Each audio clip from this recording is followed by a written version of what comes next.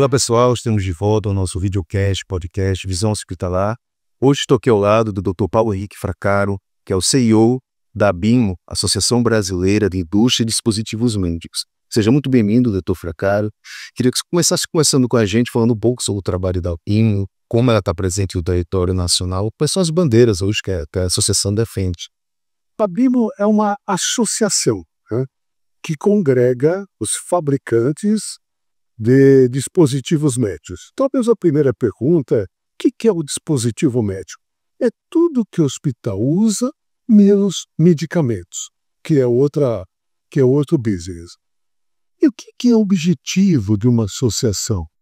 É criar caminhos para que a indústria aqui instalada possa ser fortalecida. Esses caminhos são vários, né? É a parte de tributos, é a parte de certificações, é a parte de registros, é a parte de financiamento, é a parte de inovação. Por que uma associação para fazer isso? Porque para a indústria, ela sozinha, caminhar nesses diferentes caminhos, ela teria que ter uma estrutura provavelmente mais especializada e que não é o core business da indústria. A indústria tem o objetivo de produzir o produto e vender o produto. Os caminhos que o produto tem que fazer até chegar no ponto de venda, que normalmente em um país como o Brasil é muito burocrático, ela prefere delegar isso a uma associação. Então o objetivo da ABIMO é isso. Neste presente momento, nós estamos numa grande discussão sobre a reforma tributária, fazendo com que toda a área de dispositivos médicos não venha arcar impostos mais do que já vinha arcando. Aliás, o nosso projeto é que ela seja totalmente zerada de tributos, porque grande parte dos países do mundo não tributam produtos para a saúde. Mas o Brasil tem uma situação complexa e bem diferente, né? Então, esta é a finalidade da associação. Então, o meu dia a dia tem sido exatamente esse, sempre identificando, né, as necessidades que os nossos associados têm, né, e tentando achar quais caminhos que eu posso encontrar as respectivas soluções. Por exemplo, a parte de normas, né? O governo brasileiro tem um convênio com as entidades que criam as normas internacionais para trazer essas normas para o nosso mercado. Por quê? Porque o mesmo por um produto que seja fabricado que atendam essas normas internacionais, ele também poderá ser exportado. E nem sempre essas normas internacionais podem ser internadas com os mesmos requisitos que tem lá de fora. Então a ABIMO hoje ela coordena um grupo que também tem essa importância de adequar as normas para a nossa realidade sem interferir na performance daquele produto, sem interferir na segurança que aquele produto tem que trazer para o paciente. Fazendo uma análise, como o senhor avalia hoje o Brasil em relação à autossuficiência tecnológica na área de dispositivos médicos? A gente ainda importa muita coisa, a gente já consegue exportar? Olha, é uma equação muito simples de ser definida. De cada R$ 100 que o SUS gasta em dispositivos médicos, 55 a R$ 60 vem de produtos lá de fora. Por que, você pode me perguntar, por que o Brasil não fabrica tudo?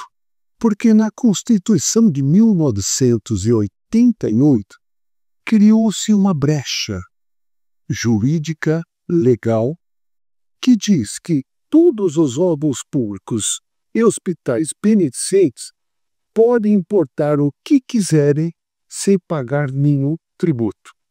Entretanto, se esses mesmos hospitais quiserem comprar o similar no Brasil, pagará todos os tributos. E hoje nós já estamos, a entidade, há quase 10 anos, brigando para que essa facilidade que é dada ao produto importado seja dado também ao produto nacional. Estamos quase conseguindo isso na reforma tributária. Mas o que isso impacta, ou que vem impactando? Que hospitais que têm estrutura para importar, é muito mais barato importar do que comprar no Brasil. Então, esse gap que tem hoje entre o produto importado e o nacional, em termos de volume, ele só será diminuído se o produto nacional poderá ter as vantagens que o importado tem. É uma briga difícil, porque a Receita Federal, quando você leva esse problema para a Receita, embora é um problema de fácil compreensão, não só para você, para os que estão nos ouvindo, porque ninguém quer competir em falta de igualdade. Todos querem competir, mas com as mesmas armas. Né? O que nós estamos prevendo? Né? Nós estamos tentando dar para o produtor nacional, quando ele vende o produto para um órgão público ou um hospital beneficente, as mesmas isenções que ele teria se importasse. Agora, importar é fácil? Não é. Por isso que esse gap não é maior do que deveria ser, do que poderia ser. Porque uma Santa Casa hoje que atende quase nas suas atividades 80% estão voltadas para o SUS, ela não tem a estrutura da importação. No momento da importação, você tem que pagar adiantado. Então, esse buraco não é muito maior, mas ele poderia ser bem menor. Em termos logísticos, doutor Fracari, existe hoje muitos desafios, sobretudo para os hospitais que estão em regiões mais isoladas dos grandes centros urbanos. Hoje existe alguma dificuldade para eles terem acesso a equipamentos e insumos na área? Olha, veja o seguinte. O governo atual é a primeira vez que tem presidente da República, um vice-presidente que também é ministro, uma ministra da Saúde e um presidente do BNDES falando a mesma coisa. Precisamos fortalecer o complexo industrial da saúde. Então, fontes de financiamento para o setor industrial estão sendo criadas, mas falta fontes de financiamento para o meu cliente, porque é ele que vai comprar. Então, o Brasil hoje, ele tem empresas nacionais e multinacionais. As que estão produzindo no Brasil, independente do capital, eu chamo de empresas nacionais, que estão produzindo aqui. Nós temos capacidade de produzir mais de 85% do que o Brasil consome. O problema é que o nosso mercado não é tão grande o suficiente para você tentar fabricar tudo aqui. O mercado de dispositivos médicos gira em torno de mais ou menos, vamos falar aí, mais ou menos 55 a 60 bilhões de reais, 10 bilhões de dólares. Né? Esse é o mercado. Mas quando você compara com o mercado farmacêutico, que gira em torno de 300, 400 bilhões de reais, esse mercado é muito pequeno. Então, para que as empresas possam ser fortalecidas e trazer mais tecnologias, mais inovação, eu tenho que ter o outro lado, que é o meu cliente preparado o suficiente para adquirir essas inovações. E esse lado é o que nós temos agora, tentando convencer o moderno para que ele gere fontes de financiamento para os hospitais federais, estaduais, municipais e santas casas possam realmente abrir as portas para a inovação. E por que a inovação é importante? Porque ela vai tratar melhor o paciente, vai reduzir, na sua maioria das vezes, o custo do tratamento e vamos trabalhar numa esfera um pouco maior. Vamos ter consumo de energia menor, efetividade melhor nos testes, nos exames que o paciente vai fazer. Com isso, você pode reduzir o tempo que o paciente ficará no hospital e, com isso, nós teremos uma redução de custo, porque a saúde é um business. Eu não posso pensar a saúde simplesmente como eu trato do paciente independente do custo, não, porque alguém tem que pagar a conta. Então, essa inovação esperada por todos, ela será benéfica também para todos. Dr. Fraccaro, a pandemia de Covid deixou vários ensinamentos. Sobretudo para o setor hospitalar, foi bastante sobrecarregado. Para o setor de indústrias, médicos, da saúde, qual foi o principal impacto, qual foi o principal ensinamento que vocês tiraram da pandemia? Que não dá para nós procurarmos fabricar em países onde o custo é menor que o do Brasil. Porque se nós vamos ter outras pandemias. E essa pandemia mostrou o Brasil dependente de produtos muito simples. Luvas, máscaras, óculos, ventiladores, refrigeradores, freezers. Não dá mais, seringas até, não dá mais para nós termos essa dependência. Então a pandemia mostrou que todo o país, como o resto do mundo está fazendo, Estados Unidos, muitas das suas indústrias que estavam na China hoje estão voltando para o mercado americano, ou seja, o mínimo, um país tem que ter a sua produção local. E outra coisa que a pandemia mostrou, para os estados mais distantes, hospitais mais longínquos, será que eu preciso ter a equipe médica que tem as grandes capitais? Não. A telemedicina, a comunicação via internet, a teleconsulta está mostrando que a tecnologia vai aproximar as fontes de conhecimento sem você precisar estar presente em todos os lugares.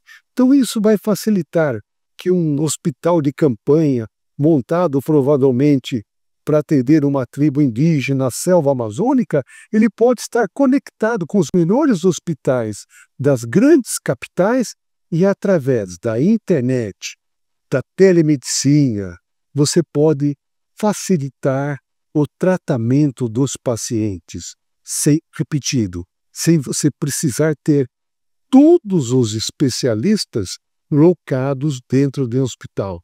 Então o Covid preparou de uma maneira extremamente rápida a introdução dessas tecnologias que sem o Covid provavelmente nós estaríamos muito distantes. A gente conseguiu avançar já em muitos desses temas. Tem isso? Não, eu diria para você, hoje você tem o INCOR conectado com vários hospitais do Norte e Nordeste, ou seja, um paciente que está hoje na UTI, os mesmos sinais que estão sendo controlados lá no hospital, numa região longínqua, estão sendo monitorados dentro do INCOR. E qualquer variação nos parâmetros, o INCOR tem acesso imediatamente, informa os plantonistas, os médicos que estão ao lado do paciente o que deve ser feito. Então isso é um ganho de tempo e de eficiência que você pode salvar vidas. Então o Covid trouxe para nós essa tecnologia. Agora o que falta, né?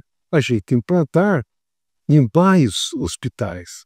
E normalmente isso depende da infraestrutura que o hospital terá que adquirir, que os equipamentos que esse hospital vai colocar na sua UTI possam conversar com os equipamentos que estarão num hospital localizado numa grande cidade, que você possa fazer um intercâmbio com esses hospitais. Eu diria que eu chamaria isso quase de uma regionalização da medicina. Isso vai fazer com que muitas cidades que politicamente quer ter um hospital que faça tudo e o custo desse hospital acaba ficando muito caro, você pode ter um hospital que faça pouco, que é o grande movimento da cidade, e aquilo que tem pouco movimento, esse hospital esteja comunicado, interligado com outro hospital muito maior e que ele possa oferecer também esse serviço. Quero agradecer a presença do Dr. Fraccaro, está aqui conosco, falou um pouco sobre todo o trabalho desenvolvido pela BIMO aqui no Brasil, trouxe contextualizações da época da Covid, os impactos no setor. Satisfação imensa, Dr. Fraccaro, muito obrigado. Olha, eu termino dizendo que o meu setor é o setor invisível no hospital para o paciente. Raramente, quando você está no hospital, você repara na marca, o equipamento que está sendo usado, da marca da cama, mas estamos lá para salvar, para ajudar o treinamento, mesmo ele não sabendo quem somos nós.